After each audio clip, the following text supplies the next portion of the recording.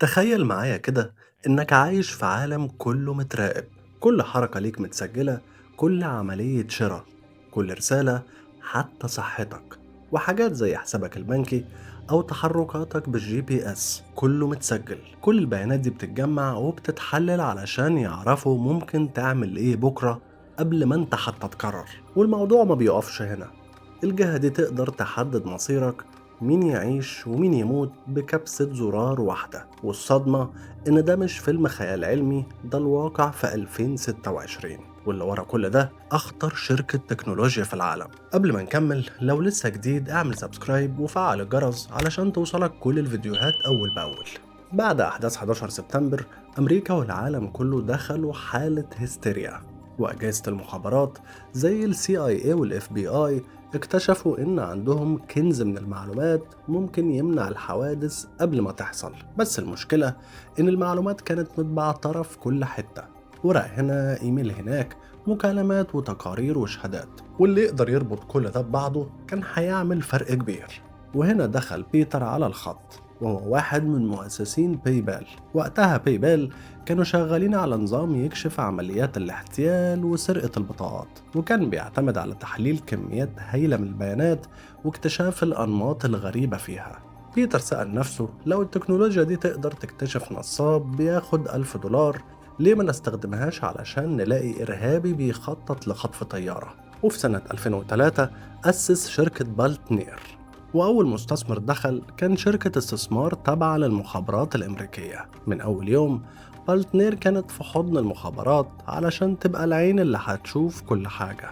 ومش بس كده، كمان اتعاملوا مع محللين ال CIA مباشرة، ومهندسين بالنتير بيروحوا يعرضوا تطورات كل أسبوعين وياخدوا الفيدباك علشان يطوروا البرنامج. باختصار، ال CIA كانت أول عميل والمصمم الخفي لأخطر سلاح معلوماتي في العصر الحديث كان بيتر تيل، وهو ملياردير أمريكي وأحد أهم مستثمرين وادي السيليكون. وكان ليه مشروع سياسي واضح، وهو إنه عايز يغير شكل أمريكا والعالم.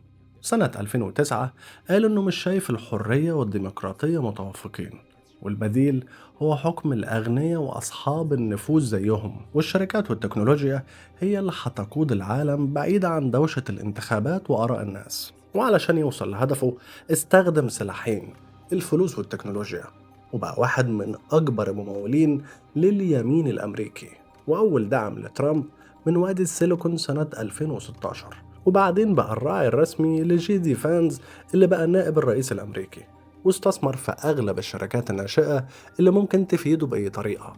كان بيزرع رجالته في أعلى مناصب السلطة، وفي نفس الوقت بيبني الأدوات والتكنولوجيا اللي هتمكن السلطة من التحكم الكامل. التقارير دلوقتي بتتكلم عن خطة لإنشاء قاعدة بيانات فيدرالية موحدة لكل المواطنين الأمريكيين والمقيمين، وطبعا بالنتير هي اللي حددها. الشركة بقت جزء من الحكومة وبدأت توسع نشاطها في الشرق الأوسط بشركات في دبي وعقود في السعودية. نظامهم الأساسي جوسم، بيستخدموا الجيش والمخابرات وجمع بياناته من كل مصادر الميدانية وبيحللها بالذكاء الصناعي علشان يحدد الهدف ونسبة الخطر وخطة الهجوم. النظام ده استخدم في حروب أفغانستان والعراق وأوكرانيا، وحول الشركة من مجرد تحليل بيانات لحرب بالريموت كنترول. بالنتير قدمت نفسها على إنها بتحمي الأمن القومي وبتنقذ الأرواح، لكن بعدين اكتشفوا إن الشركات الخاصة كانت بتدفع أكتر وأسرع، وبدأ يركزوا على جانب الشركات والنظام الجديد اللي انطلق بعد كارثة النفط في خليج المكسيك سنة 2010. والنظام الجديد ده اسمه فاوندري، جمع كل البيانات من تقارير الحفر وسجلات السلامة وأجهزة الاستشعار وحللها بنفس القوة اللي جوسم كان بيحلل بيها، بس لصالح الشركات لزيادة الأرباح. بعدين شركات طيران وبنوك وشركات أدوية وحتى مطاعم زي وينديز وبقى عملاء عند بالنتير، اللي بدأت تاخد قرارات عن المصانع والموظفين، وبقت المستشار الرقمي الخفي لأكبر الشركات في العالم. ومش بس كده، بعد نجاحها في الخارج بدأوا يستخدموها جوه أمريكا في الشرطة علشان يتنبأوا بالجرائم قبل ما تحصل. وكانت النتيجة مراقبة الأقليات والتحرش بالناس لمجرد بيانات السيستم. والنظام اتطبق في إدارة الهجرة الأمريكية الجديدة، وبقى يحدد مين يتقبض عليه ومين يترحل، واللي بيقرر كل ده هو بالنتير.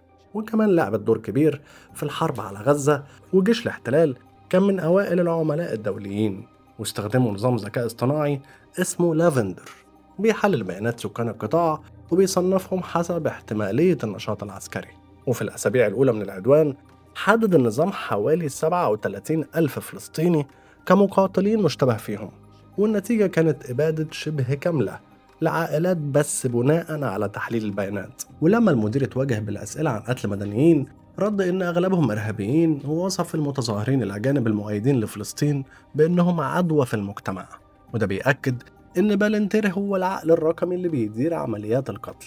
ومع كل ده الشركة بتستمر في التوسع وعقود بالمليارات في الخليج، ومشروع مشترك في دبي باسم إيسر لدمج الذكاء الصناعي في العقارات والمواني، واتفاقيات استراتيجية مع السعودية لتحليل البيانات العسكرية والأمنية. وحتى صندوق الثروة القطري كان من أوائل المستثمرين. يبقى الموضوع مش مجرد تكنولوجيا، ده مراقبة شاملة وقرار حياة أو موت ممكن يتحدد بخوارزمية كتبها مهندس في مكتب في وادي السيليكون. والمشكلة مش التكنولوجيا نفسها، المشكلة مين ماسكها. ناس زي بيتر تيل عندهم رؤية للعالم مبنية على الهيمنة، شايفين إن القوة لازم تبقى في إيد الغرب، والباقي يا إما تابع يا عدو. فمن الآخر بالنتير هي نموذج لمستقبل المراقبة الشاملة. مستقبل الخصوصية فيه هتبقى مستحيلة. بنشكركم المتابعة، وما تنسوش تعملوا لي لايك وسبسكرايب، واستنوا حلقات أقوى.